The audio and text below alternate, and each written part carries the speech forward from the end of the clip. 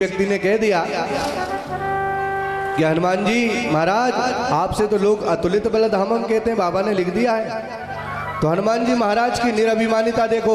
हनुमान जी महाराज कहते हैं जीव का बल अतुलित नहीं हो सकता, मेरा नाम नहीं है ये अतुलित बल धाम। बाबा ने तो लिखा है आपके लिए, आपकी गुणानुवली लिखते हुए उनने लिख दिया अतुलित बल धामम, आप अतुलित बल के धाम हो।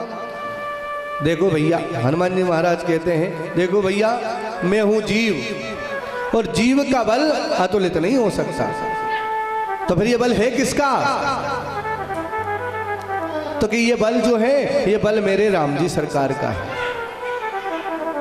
बलराम जी सरकार का है। कैसे कि पुष्टि होती है। एक बार राघवेंद्र सरकार पंचवटी में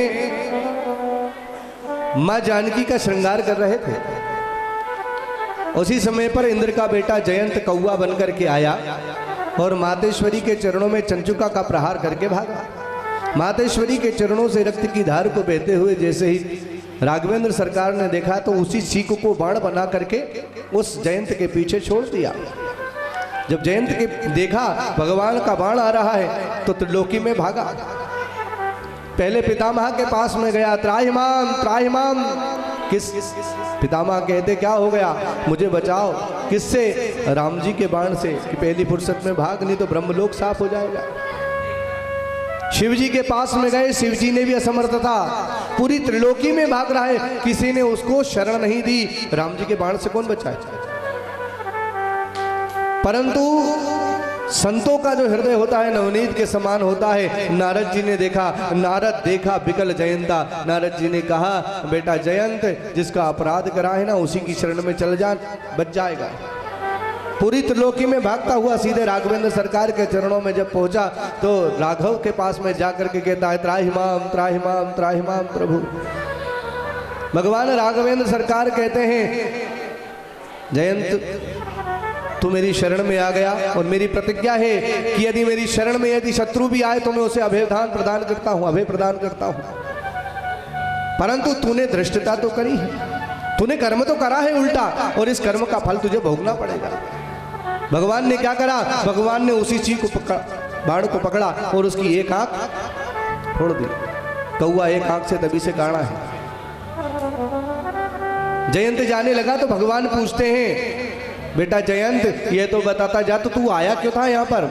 तो जयंत कहता है प्रभु मैं तो आपका बल देखने के लिए आया था, आपके कितना बल है। तो राघव कहते देख लिया मुझ में कितना बल है? कि हाँ, ते बता कितना बल है। तो जयंत कहता है अतुलित बल अतुलित प्रभुताई और मैं मति मंद जान नहीं पाई। आप में तो अतुलित बल है। तो हनुमान जी महाराज इसीलिए कहते हैं कि जीव का बल अतुलित नहीं हो सकता। ये बल यदि किसी का है तो मेरे राघव का बल है। ये तो अतुलित बल मेरे राम का है और जीव हम हो गए, धाम हो गए हम। बाबा ने लिखा है ना अतुलित बल धामम।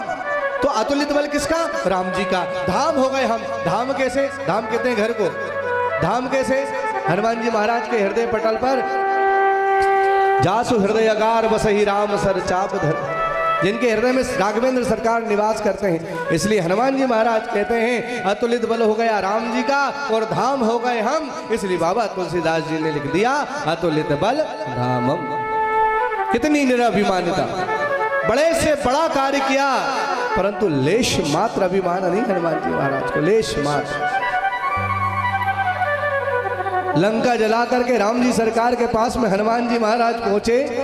तो हनुमान जी महाराज जब पहुंचे तो राघव कहने लगे कि बजरंग हमने सुना है आपने लंका जला दी। हनुमान जी महाराज कहते प्रभु मैंने लंका नहीं जलाई। तो फिर किसने जलाई? तो राम जी सरकार से हनुमान जी महाराज कहते हैं प्रभु आपके प्रताप ने लंका जलाई, सीता के संताप ने लंका जलाई, विभीषण के जाप ने लंका जलाई और रावण के पाप ने लंका जलाई, हमने लंका थोड़ी जलाई। राम जी सरकार कहने लगे अरे राघव, अरे हनुमान तुम तो कविता करने लग गए, बड़े तुक्के दे रहे हो, एक आध दुकान तोड़ो तो बताओ। तो हनुमान जी महाराज कहते हैं प्रभु आपके प्रताप ने लंका जलाई सीता के संताप ने लंका जलाई, विभीषण के जाप ने लंका जलाई, और रावण के पाप ने लंका जलाई, और हमारे बाप ने लंका जलाई, हमने लंका थोड़ी जलाई। हनुमान जी महाराज के पिता कौन है? पवन पुत्र कहते हैं उन्हें। क्या कहते हैं? पवन पुत्र। जब हनुमान जी महाराज ने लंका जलाई तो 49 पवनें चली थी। हरि प्रेरित तहीं अवसर चले मरुत 49। हनुमान जी महाराज यही कहते कि प्रभु मैंने लंका नहीं जलाई, बड़े से बड़ा कार्य किया, परंतु लेश मात्र अभिमान नहीं हनुमान जी महाराज को, लेश मात्र। हनुमान जी महाराज से सीख लेना चाहिए। सुंदरकांड तो हम खूब पढ़ते हैं, परंतु उससे सीख नहीं लेते। सुंदरकांड में स्पष्ट लिखा है, जब हनुमान जी महाराज उस लंका के अंदर प्रवेश करते हैं तो रूप कैसा बनाते हैं? छोटा। अति लघु रूप धरे हनुमाना, मसक समान रूप कभी धरी। छोटा बने हनुमान जी महाराज, और छोटा बन के कितना बड़ा काम कर दिया। हनुमान जी महाराज ये बताना चाहते हैं कि जीव बड़े से बड़ा कार्य करे इस संसार के अंदर, परंतु अपने अभिमान को, अपने अहम को छोटा बना करके रखे। इसलिए बाबा तुलसीदास जी महाराज कहते हैं कि तुलसी लघुता बड़न की, बड़ी बड़प्पन बात, और छोटे बछड़ा पै पिए बड़े भय भुसकात। जब तक गाय का बछड़ा छोटा होता है ना तो उसको दूध मिलता रहता है माँ का, जैसे ही बड़ा हुआ उसको भूसा खाना पड़ता है। बताओ किसी ने रखा क्या दीपावली के दिन कि यार भैया बेल को 1 बाल्टी दूध धर दे यार, भूसा ही खाना पड़ता बड़ा होने के बाद। बड़ा नहीं बनना, अपने अहंकार को, अभी अपने अभिमान को बड़ा नहीं बनाना। बड़े से बड़ा कार्य करना है इस संसार के अंदर, परंतु छोटा बन करके करना है।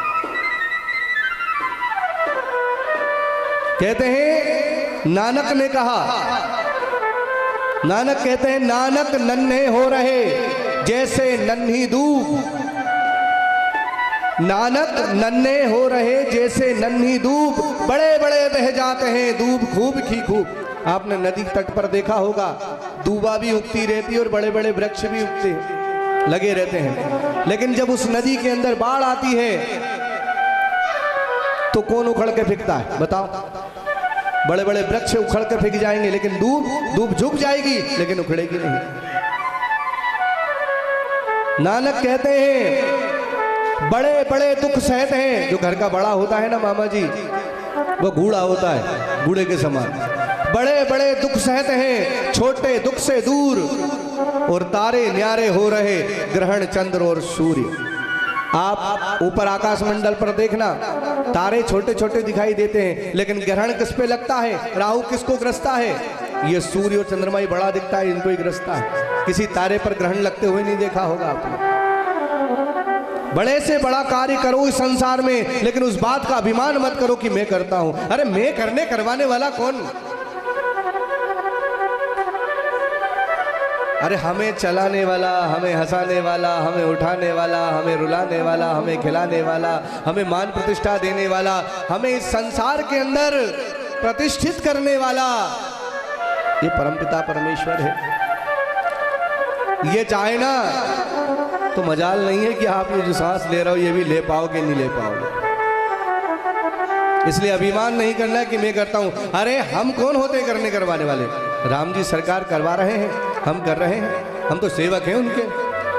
उमा दारू जोशित की नाई और सबही नचावत राम गोसाई। आपने एक नट को देखा होगा जब कठपुतली नचाता है ना हाथों से, ऐसे ही हम सब कठपुतलियां हैं उसके हाथों की, वो नचा रहा है और हम नाच रहे हैं इस संसार के अंदर। अभिमान नहीं करना चाहिए कभी भी कि मैं करता हूं। हम करने करवाने वाले कोई नहीं है साहब। इस गजराज को, इस हाथी को बल का अभिमान था। सारे बल जब इसके क्षीण हो गए, जब ये हार गया, तब हार करके किसको पुकारा इसने?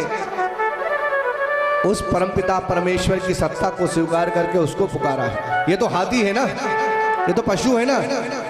सोचो एक पशु होकर के उस परमपिता परमेश्वर को इसने पुकार लिया, तो हम तो मनुष्य हैं, हम में तो बुद्धि है, हम में तो विवेक है। फिर भी हम उसको नहीं पुकारते। हमें बल है, किसका बल है? अपबल तपबल और बाहुबल, चौथो बल है दाम। अभी अभिमान में बैठे, भरे बैठे, जैसे गजराज अभिमान में भरा बैठा था ना, लेकिन जब उसकी लाठी पड़ती है ना, आवाज नहीं होती मामा जी, आवाज नहीं होती। अच्छे अच्छे टूटते देखे मैंने। मामा जी, मैं चौकी पे बैठा हूं तो कोई मैं बड़ा नहीं हो गया, या आप जमीन पे बैठे हो तो आप बड़े नहीं हो गए, आप छोटे नहीं हो गए। कहते हैं चौकी पे कौन बैठता है? चौकी पे चौकीदार बैठता है। जमीन पे कौन बैठता है? जमीन पे जमींदार बैठता है। तो चौकीदार बड़ा कि जमींदार बड़ी? मामी बताओ, जमींदार बड़ा होता है कि चौकीदार बड़ा होता है? अब चौकीदार हैं हम, तो चौकीदारी करने के लिए आए हैं, हम कोई बड़े थोड़ी हो गए। अपने अहम को छोटा रखो, हम कुछ नहीं है, हमें तो करने करवाने वाला हमें यहाँ लाके बिठा दिया। ये बहुत बड़ी कृपा है, ये बहुत बड़ी कृपा है, इसको आप समझो। ये माई के तट पर बैठ करके भागवत कथा श्रवण करना सहज काम नहीं है।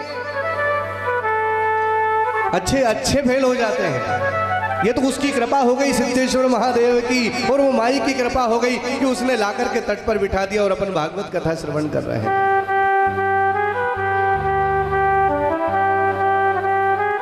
मामी, दुशासन से कहा उस दुर्योधन ने, जा उस पांचाली को लेकर के आ और ला करके मेरी जंगा पर बिठा। बड़ी सभा के अंदर जान ठोकी उस दुर्योधन ने। दुर्योधन जाता है, दुशासन जाता है और जाकर के द्रौपदी को केश से पकड़ करके बालों से घसीटता हुआ लेकर के जब सभा में लेकर के आया, तो कहते हैं उस द्रौपदी को अभिमान था। किस बात का? कि जिस सभा के अंदर मेरे 5-5 सबल पति बैठे हो, जिस सभा के अंदर भीष्म पितामह बैठे हो, कृपाचार्य द्रोणाचार्य बैठे हो, उस सभा में मेरा कौन क्या बिगाड़ सकता है? जब लेकर के आया कौन? दुशासन जाकर के अपने पतियों के पास में जाकर के गुहार लगाती है। 5 पति तो अपने आप को पहले ही हार चुके थे, दास बन चुके थे, उसकी सहायता नहीं करते। जब उनसे सहायता नहीं मिली तो द्रौपदी क्या करती है? द्रौपदी भीष्म पितामह के पास में जाती है, उनसे गुहार लगाती है, उनसे भी कोई सहायता नहीं मिली। कृपाचार्य द्रोणाचार्य धृतराष्ट्र सबसे गुहार लगाती है, लेकिन कोई सहायता नहीं करता उसकी।